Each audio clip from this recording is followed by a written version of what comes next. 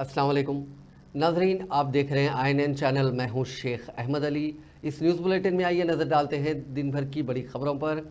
Chief minister Telangana Revanth Reddy ने महाराष्ट्र के BJP कायदीन पर इल्ज़ाम आयद किया है कि वो तेलंगाना में कांग्रेस ज़ेर क़यादत हुकूमत के ताल्लुक से गुज़िश्ता चंद दिन से झूठी इतलात फैला रहे हैं। हफ्ते को मुंबई में मीडिया के नुमाइंदों से बात करते हुए रेवंत रेड्डी ने इल्ज़ाम आयद किया कि वज़ीर आज़म नरेंद्र मोदी भी तेलंगाना में कांग्रेस के वादों पर अमलावरी के ताल्लुक से झूठी बातें फैलाने में शामिल हो गए हैं। उन्होंने कहा कि मोदी अगर झूठी बातें फैलाना नहीं बंद करेंगे तो हम हक़ाइक़ पेश करेंगे। इसीलिए वो यहाँ आए हैं ताकि महाराष्ट्र के अवाम को तेलंगाना में 6 अहम इंतखाबी वादों की तकमील में हकीकी पेशरफ से वाकिफ़ करवा सके। पत्रकार मित्रों, नमस्कार। मैं रेवंत रेड्डी तेलंगाना राज्य के मुख्यमंत्री हूँ। कुछ दिनों से महाराष्ट्र के बीजेपी उनके साथियों तेलंगाना के खिलाफ कुछ झूठे बातें कह रहे थे। हम लोग कुछ ध्यान नहीं दिए, मगर देश के प्रधानमंत्री श्री नरेंद्र मोदी जी ने तेलंगाना के बारे में और हमारे गारंटीज के बारे में झूठ बोलना शुरू किए। तो मैं ये सोचा था मोदी जी ने झूठ बोलना नहीं छोड़े तो हम सच्चा बोलना भी नहीं छोड़ने वाले। इसीलिए आज मैं मुंबई आकर महाराष्ट्र के जनता को जो तेलंगाना सरकार श्रीमती सोनिया जी ने सितंबर 17, 2023 चुनाव के समय पर 6 गारंटी दिया हुआ है, वो गारंटीज हम लोग systematically we have implemented in Telangana. इनके डिटेल्स महाराष्ट्र जनता के सामने रखने का मेरा जिम्मेदारी है। इसीलिए आज मुंबई कांग्रेस पार्टी ऑफिस में हम लोग एक प्रेस कॉन्फ्रेंस के माध्यम से हिंदुस्तान में सबसे ज़्यादा फार्मर्स सुसाइड महाराष्ट्र में हो रहा है, उसके बाद तेलंगाना था। तो किसानों के कर्जा माफी के वजह से पिछले सरकार ने जो बात दिया हुआ है, पिछले सरकार ने जो धोखा दिया हुआ है किसानों को, वो केंद्र सरकार या राज्य सरकार किसानों के वेलफेयर में कुछ काम नहीं किए, मिनिमम सपोर्ट प्राइस नहीं दिया हुआ है और किसान के खिलाफ 3 काला कानून लागू करके मोदी जी ने किसानों को अमेज़न, अदानी, अंबानी को हवाला करने के लिए कोशिश कर रहा था। तो हम लोग ये सोचे, ये गारंटी दिए तेलंगाना जितने भी किसान लोग हैं 2 लाख कर्जा माफी करने वादा किया। 25 दिन में 22,22,067 किसानों को 17,869 crores, मतलब अराउंड 18,000 crores, 22.5 लाख किसानों को हम कर्जा माफी किए। डिप्टी चीफ मिनिस्टर मल्लू भट्टी विक्रमार्का ने ऐलान किया कि रियासत चीफ मिनिस्टर रेवंत रेड्डी के तहत अवामी हुकूमत की पहली सालगिरह के मौके पर बड़े पैमाने पर मुनक्किद होने वाली अवामी तकारीब की मेज़बानी करेगी। 14 नवंबर से शुरू होने वाली ये तकारीब 9 दिसंबर तक जारी रहेगी। 26 दिन तक रियासत भर में जारी रहने वाली इन तकारीब के दौरान तेलंगाना के अवाम के लिए किए गए हुकूमती इक़दामात से वाकिफ़ करवाया जाएगा। डिप्टी चीफ मिनिस्टर भट्टी विक्रमार्का की ज़ेर क़यादत हफ्ते को सेक्रेटेरिएट में फेस्टिवल की मनसूबाबंदी पर तश्कील शुदा काबीनी सब कमेटी के इजलास के बाद ये ऐलान किया गया। यहाँ जारी करदा एक बयान में बताया गया कि वज़ीर ट्रांसपोर्ट व BC वेलफेयर पूनम प्रभाकर, हुकूमत के मुशीरान के केशवराव, वीम नरेंद्र रेड्डी, चीफ सेक्रेटरी शांति कुमारी, साहित्य अकादमी की सदर P अलेख्या, नामवर शायर जयराज और मुख्तलिफ महकमों से ताल्लुक़ रखने वाले ओहदेदारों ने शिरकत की।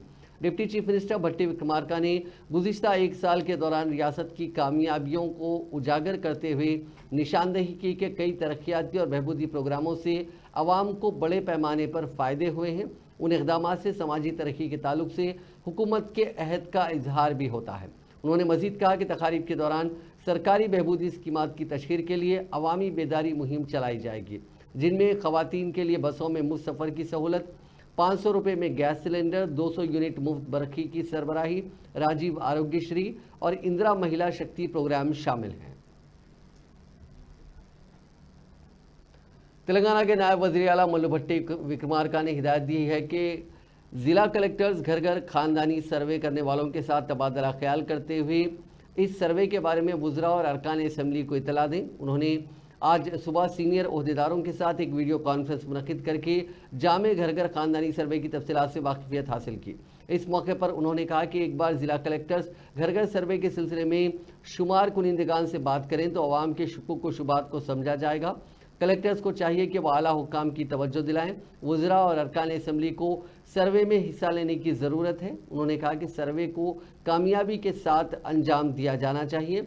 ये कहते हुए कि सवालनामा एहतियात से तैयार किया गया है। उन्होंने वजाहत की कि पूरा मुल्क रियासत तेलंगाना के ज़रिए किए गए ख़ानदानी सर्वे का मुशाहिदा करेगा। चीफ सेक्रेटरी शांति कुमारी, महकमे मनसूबाबंदी के प्रिंसिपल सेक्रेटरी संदीप कुमार सुल्तानिया और दीगर आला ओहदेदारों ने इस प्रोग्राम में शिरकत की।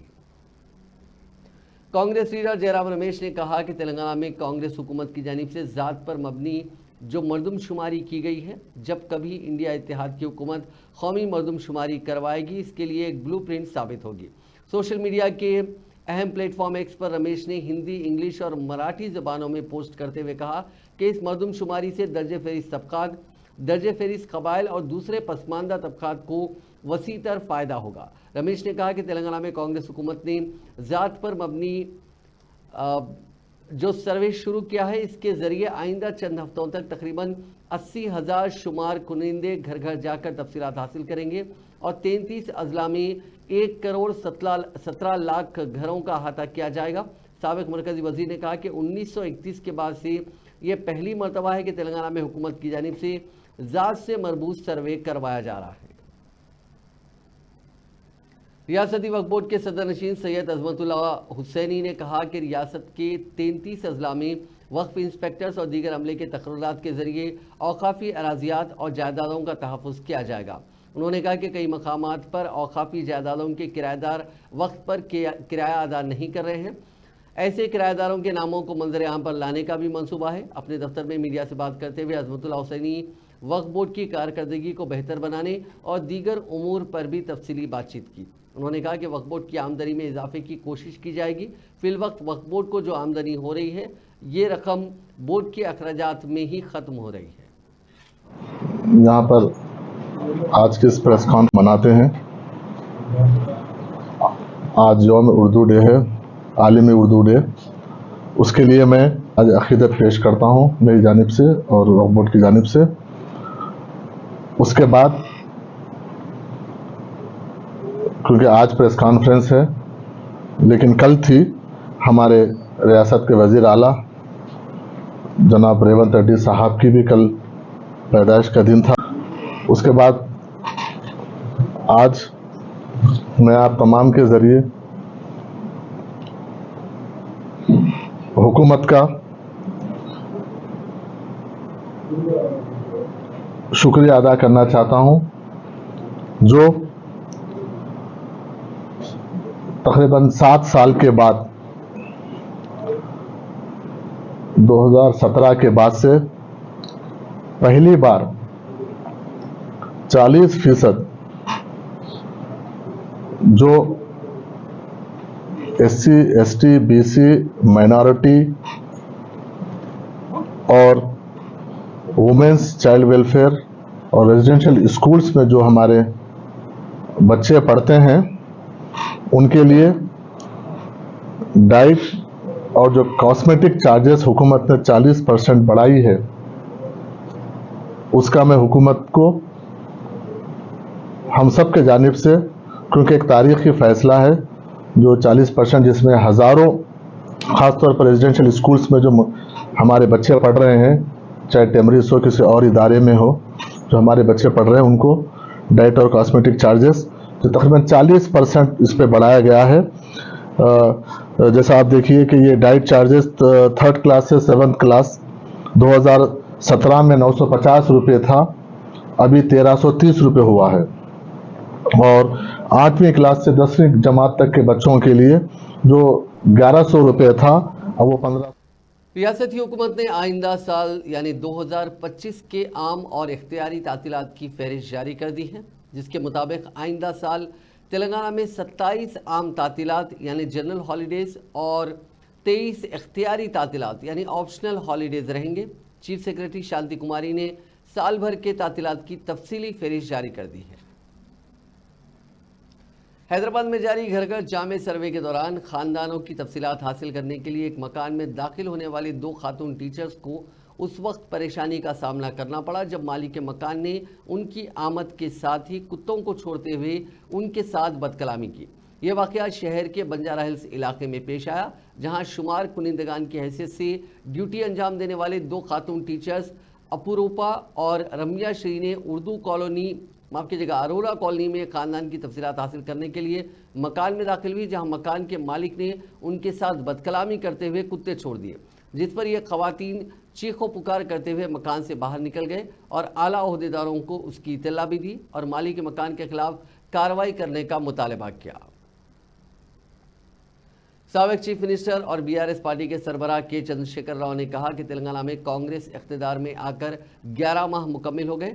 इन 11 महीनों में आवाम को ये मालूम हो गया है कि वो किन किन चीज़ों से महरूम हुए हैं।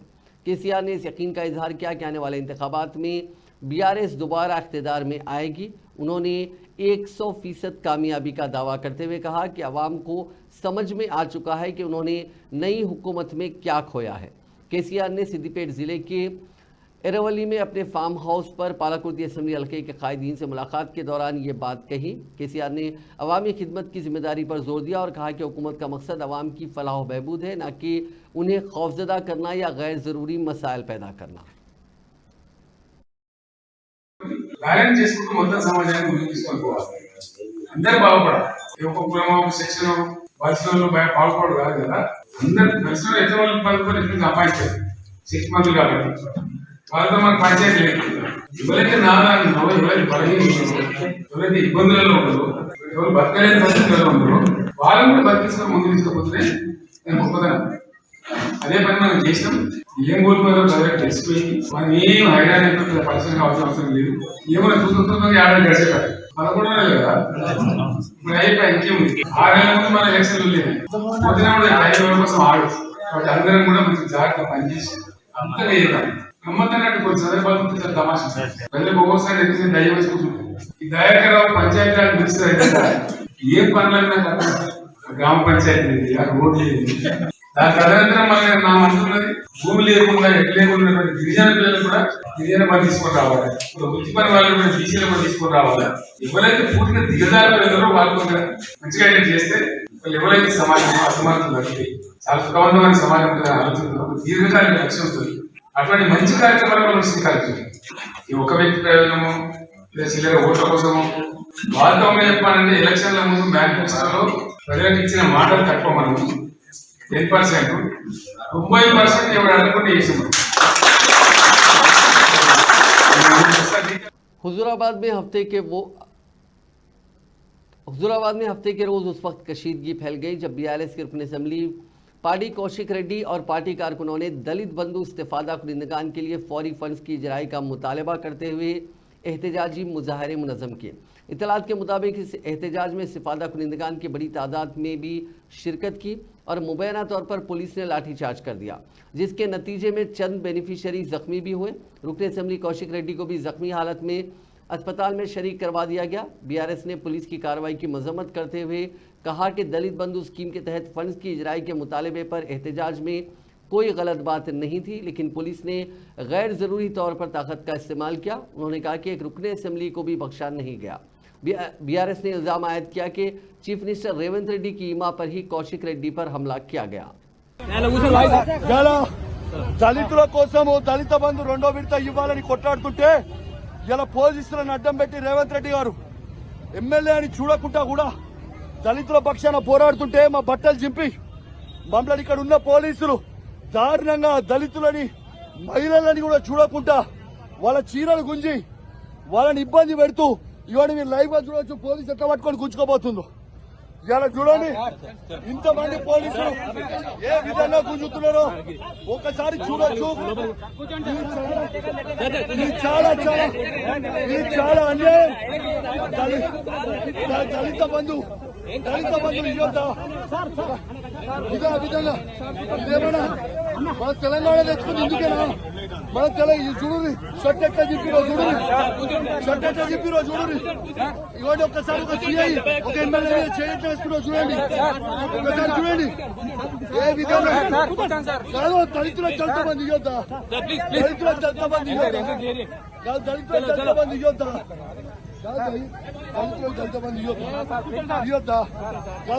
దళిత మంది ఇవ్వద్దా ఎందుకు ఇవ్వద్దు ఎందుకు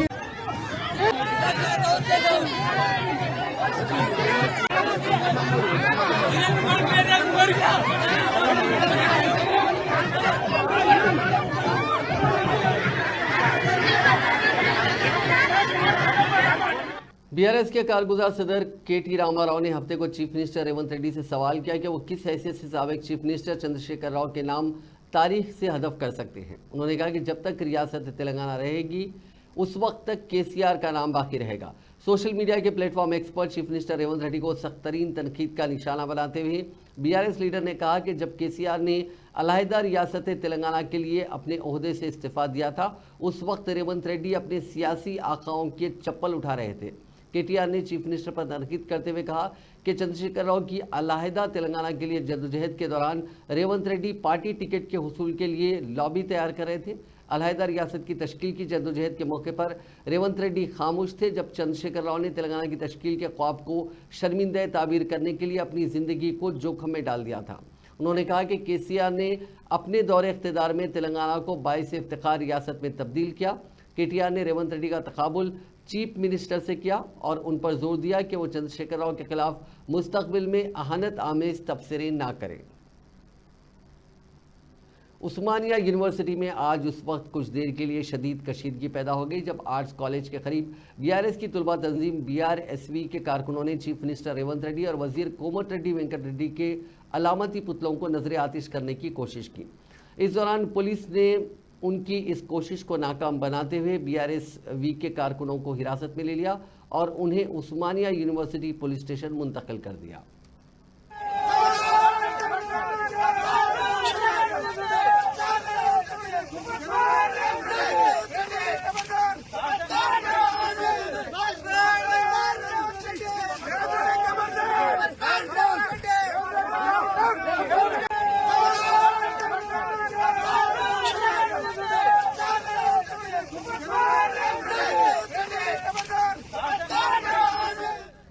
मरकजी वजीर कोयला किशन रेड्डी ने रियासती हुकूमत पर धान की खरीदी में ताखीर का इल्ज़ाम आयद किया। उन्होंने आज भुनगी जिले के पोचमपल्ली गांव में धान की खरीदारी के मरकज़ का दौरा करते हुए किसानों से बातचीत की। धान की खरीदी के मरकज़ पर ओहदेदारों और अमले की अदम मौजूदगी पर मरकजी वजीर ने शदीद बरहमी का इजहार किया।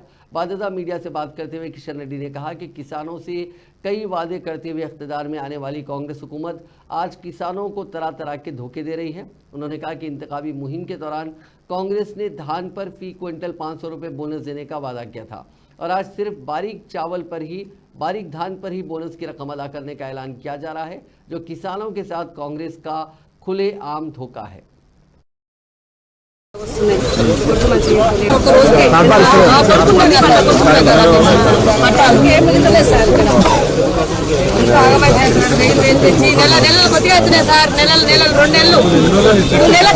ప్రోత్సహిస్తా అని చెప్పి అధికారంలోకి వచ్చిన తర్వాత దొడ్డు వడ్లకు ఇవ్వము, సన్న వడ్లకే ఇస్తామని సన్నాయి నొక్కులు నొక్కుతున్నారు. ఇంతకంటే మోసం ఇంకొకటి ఉండదు. అత్యధికంగా తెలంగాణ ప్రాంతంలో రైతులు దొడ్డొడ్లు మాత్రమే పండిస్తారు. మరి ఈరోజు తీరా కళ్ళెం కళ్ళాలకు వచ్చి మార్కెట్ యార్డ్లకు వచ్చి 2 నెలలు అయిన తర్వాత మీకు బోనస్ రాదు, సన్న వడ్లకు మాత్రమే వస్తుందని, అందులో కూడా అనేక రకాలుగా రూల్స్ పేరుతో ఆ సన్న వడ్లకు కూడా బోనస్ ఇచ్చే పరిస్థితి లేదు. ఏ వడ్లకు కూడా బోనస్ వస్తుందా రాదా అనేటువంటి విశ్వాసం ఈరోజు తెలంగాణ రైతులకు కలగడం లేదు. అంతేకాదు ఈరోజు